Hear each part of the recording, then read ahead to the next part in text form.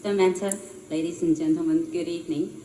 My name is Wang Yan, and currently an MPA student. I come from China, and to be specific, Jiangsu province, a place shares a lot with and owns a lot to you and to your country.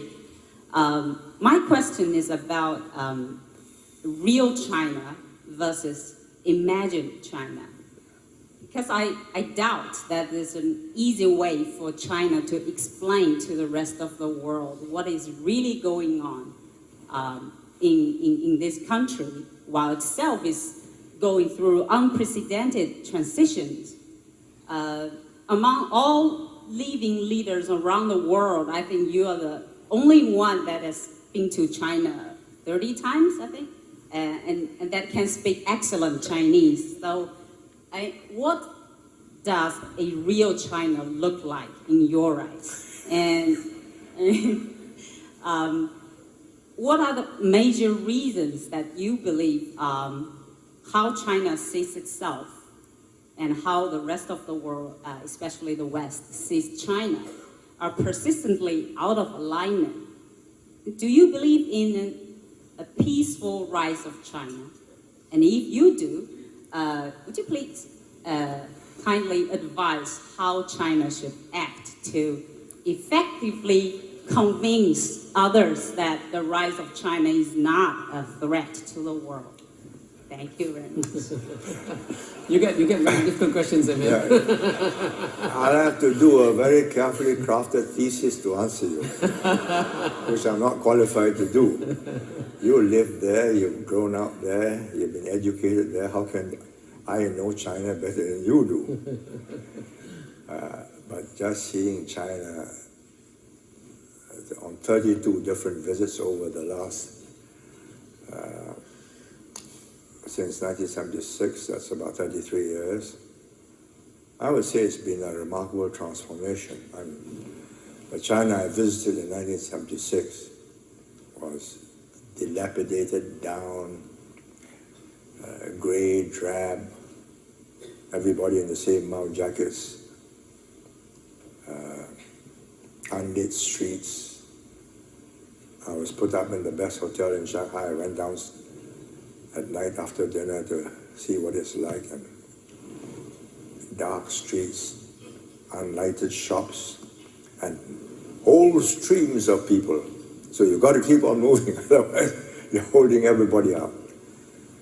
Overcrowded. Or you go to Shanghai, unbelievably, it's widened the roads, they've greened up the place, huge tremendous improvements in their infrastructure. So that's coastal China, and you can find that in Guangzhou, Dalian, Tianjin, all the coastal cities. I've also been to the interior. I've been to Lanzhou and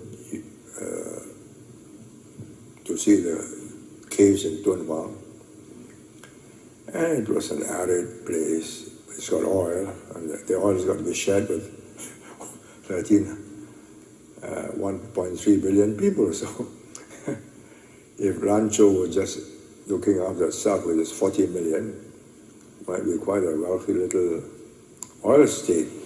But it's not as. So what is the real China? I think there are multiple real Chinas, depending, even within a province. But given the diversity of the country, the progress is made is quite outstanding. Can it have a peaceful rise? Quite possible. For 20, 30, 40 years. Will it be peaceful after it has risen? I cannot say.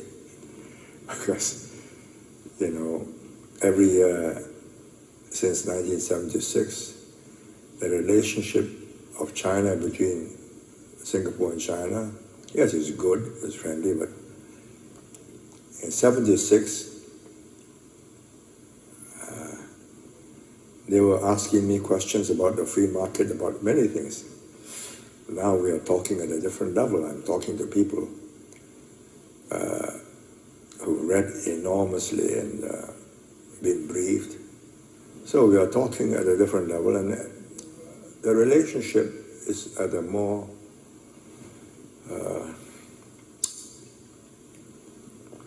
realistic level. You can't ask me with 4 million people to give advice to 1.3 billion people. I don't think it's wise anyway of me, and I'll cease to be friends if I do that. But I'll say what I think is good about China and a few things about what would hold it up. One, they've got the system going. When they say we will do this, it's done. The difference between India and China is stark. In India, delegate says, do that. But the chief minister says, you're not appointing me, I have to follow you. It's my voters who will make me the chief minister at the next election. So I say, yes, of course, but I don't do it. But in China, when they tell the party secretary, this must be done, and you don't do it, you know, in the next reshuffle, you'll move sideways. So if you want to get up to the Politburo, you make sure it's a success. So you take Suzhou, all the I think there are 6 or 7 officials that we dealt with, and they were very able ones. They are now right at the top. 2 party secretaries, 1 member of the Politburo in charge of discipline and so on, a very important post. Because that's the way it is, the system works, because if you perform, I promote you. If you don't perform, you're out. Sideways. So that's a systemic difference. The other thing that impresses me is the quality of the men that's coming up. 76, I met revolutionaries. You know, everywhere you went in the provinces, coming way. So the Revolutionary Committee greets you, and their sum total of knowledge is Marxism, Communism, Leninism, and Maoism. And now you're meeting a different generation. The younger you go, the more Western educated they are, the more they're familiar with the world, and the higher the quality, and I think they got the system in order. You have to retire at that age. 65 in the center, in the provinces, mayors retire at 60, party secretary 65, even in the center, if you're very good and you go on to 70. Now, what is the bad side? Well, the bad side is, first, a dysfunctional system because of the corruption, a lot of unhappiness at lower levels. How to be rid of it? It's a very difficult job, because all communist countries face this problem. During the time when the economy was controlled, money is useless. You can have a lot of paper money, but you can't go, there's nothing in the shops. You go to the shops that your pecking order decides. I'm cadre first class, and I go hospital first class, shops first class, I buy all these things. You are cadre 9th class, and you go to a different kind of class. You are not even a cadre. Well, that's too bad. On one of my tours, this is where there's a bit of hypocrisy. One of the people who accompanied us was wearing his Mao suit. So I said, well, you see, I show you. He unbuttoned himself and said, fur line inside. If you are an ordinary fellow, you don't have a fur line Mao. You just shiver, you put on more layers of cotton. But they maintain this egalitarian look. Now the problem now is with that egalitarian look, the poor are being squeezed at lower levels, and they see little officials getting prosperous and leading a good life when they are not in their land. They don't own the land, but nevertheless, having tilled the land, and they expect adequate compensation, and they don't get it, so you get riots. So I think there are serious problems of equity there, and with CCTV now, you can see how beautiful Beijing is, how beautiful Shanghai is, and I'm still in my mud house, or my mud hut. When is my turn? Nobody knows. I mean, maybe 50 years, 60 years, because the trickle-down effect will take a very long time. So the present leadership is putting all the infrastructure in the less developed areas, but can you convert it quickly? I don't think so. Educational levels are lower, cultural levels are lower, you've got to educate them. Teachers don't want to go to such provinces, good teachers, because where are the facilities for your children's education and hospitals and so on? So it'll be a problem getting them up to speed. So the corruption, inequality, and misbehavior, especially at lower levels, will lead to all kinds of problems, which can be contained because they've got a very powerful apparatus. People's security police, the army, the party. But if you want a country to progress, you must carry the people with you at all levels, which they did when they shared misery. But now the prosperity is not shared equally. I mean, you are here, you're from Jiangsu, is one of the prosperous provinces. You're well dressed, you're well educated, you speak English. If you were in Lanzhou or Xinjiang, I don't think you'll have a chance to travel and be in Singapore. So these disparities will be serious problems.